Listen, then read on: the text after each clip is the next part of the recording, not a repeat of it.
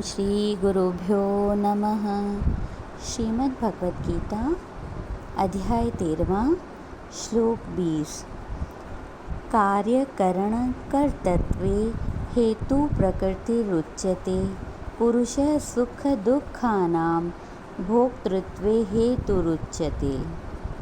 कार्य और करण को आकाश, वायु, अग्नि, जल, पृथ्वी तथा शब्द, स्पर्श, रूप, रस और गंध ये सभी कार्य कहे गए हैं। बुद्धि, अहंकार, मन, श्रोत्र, त्वचा, रसना, नेत्र, घ्राण और वाक, हस्त, पाद, उपस्थ, गुदा ये सभी करण कहे गए हैं।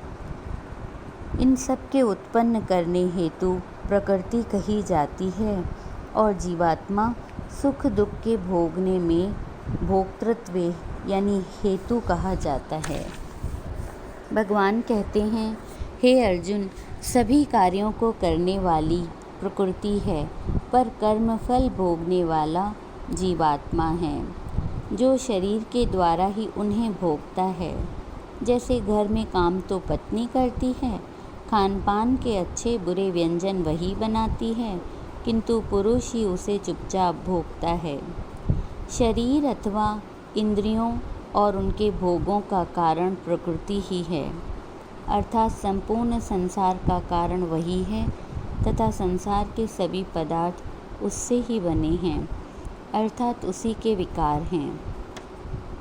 उदाहरण के लिए दुग्ध कारण है और उससे बने दही, माखन, घी आदि उसके विकार हैं और उसके परिवर्तित रूप हैं।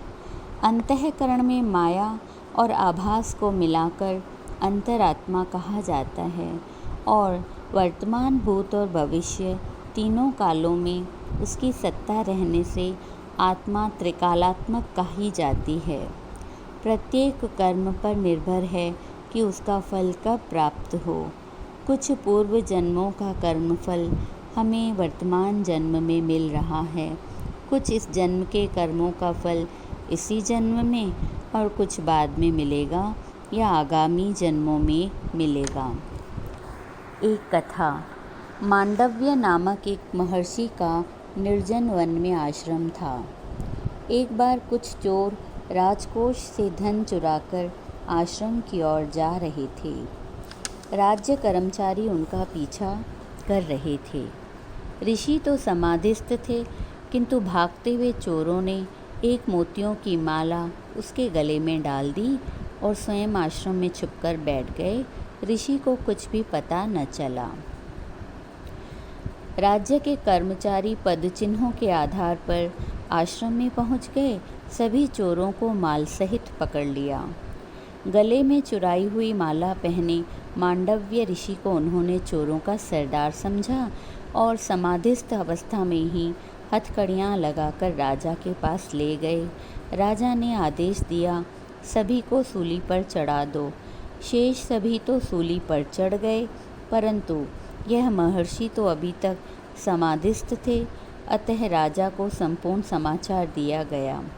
राजा ने तत्काल जांच पड़ताल की को पाया, सूली वाली रस्सी ऋषि का कुछ नहीं कर पा रही थी। सूली में लोहे का एक कीला होता है, वह उसके गले में चुभ गया था, किंतु फिर भी उसकी समाधि में कोई भंग नहीं पड़ा था। राजा ने आदेश दिया उसे सूली से उतार दिया जाए, किंतु वह कीला ऋषि के गले से निकल नहीं रहा था। राजा ने महर्षि से बार बार क्षमा याचना की। उसे अत्यधिक अनुताप हुआ, किंतु कुछ नहीं हो सका। वह कीला गले से नहीं निकला। मरण काल तक उसके गले में अटका रहा। सारा जीवन उस कीले का कष्ट महर्षि ने अनुभव किया। अंत में मरणोपरांत उसने यमराज से पूछा, जब मैंने कोई पाप ही नहीं किया था तो वह कीला चुभने का कष्ट मुझे आजीवन क्यों भोगना पड़ा।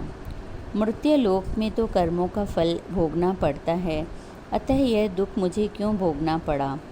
ऐसा मेरा कौन सा कर्म था जिसके कारण यह वेदना मुझे सहनी पड़ी। धर्मराज बोले कि बचपन में तूने एक कीटाणु के कंठ में कांटा चुभोया था। वह जब तक जीवित रहा तब तक कष्ट भोगता रहा। वह उस कांटे की पीड़ा से मृत्यु पर्यंत तड़पता रहा। उसकी आयु अत्यल्प थी, किंतु मरने तक पीड़ा भोगी। तेरी आयु बड़ी थी, इसलिए तूने भी मरण पर्यंत इस पीड़ा को भोगा। ऋषि ने यह सुनकर कहा, उस समय मैं बहुत छोटा था, मुझे पाप पुण्य का भेद भी नहीं मालूम था। धर्मराज बोले, जो तू कहता है वह है तो सत्य, किंतु फिर इस पाप का फल कौन भोगेगा? ऋषि ने धर्मराज को श्राप दिया, तो तू जाकर मृत्युलोक में जन्म ग्रहण कर। धर्मराज ने फिर विदुर के रूप में जन्म ग्रहण किया और श्री कृष्ण का महान भक्त बना। तब से यह नियम हुआ कि 5 वर्ष की आयु तक बालक जो कुछ कर्म करे उसका फल उसके माता पिता को प्राप्त हो, उसे नहीं। अर्थात कर्मफल प्राप्त तो अवश्य होता है। कर्म अनेक प्रकार के हैं और हर एक व्यक्ति यह सोच विचार कर सकता है कि कौन सा कर्म सुखदायी है, कौन सा कर्म दुखदायी। कुछ कर्म ऐसे होते हैं जो तत्काल कर्म फल देते हैं। कुछ नारियां संपूर्ण जीवन पति का सुख भोग करती हैं, किंतु कुछ युवावस्था में तो कुछ बाल्यावस्था में विधवाएं हो जाती हैं। यह सब अपने ही कर्मों का फल है। असावधानी के कारण हम अनेक न करने योग्य कार्य कर बैठते हैं, जिनके कारण हैं: पहला यौवन, दूसरा धन संपत्ति, तीसरा मूर्खता या अविवेक, चौथा अभिमान या गर्व या बड़े पद के कारण। यौवन की मस्ती में भले बुरे का कुछ विचार नहीं होता। धन पदार्थ पाकर भी व्यक्ति अंधा हो जाता है। मन पर नियंत्रण न होने से अनेक पाप कर्म हम कर बैठते हैं। सांसारिक मान सम्मान भी माथा घुमा देता है। उचित अनुचित का ज्ञान भी नष्ट कर देता है। कारण कुछ भी हो, किंतु कर्मफल तो प्राप्त होकर ही रहता है। भगवान अर्जुन को कहते हैं कि सदैव शुभ कर्म किए जाएं, ताकि यह कर्म चक्र ही मिट जाए। सभी कर्म प्रभु की दया से संपन्न हुए मानकर उसे ही समर्पित कर दें। न कोई अभिमान करें, न ही कोई ममता करें। आत्मज्ञान की प्राप्ति ही शेष कर्मफल से बचने का एकमात्र मार्ग है। ओम तत्सत। हरि ओम तत्सत। हरि ओम तत्सत इति।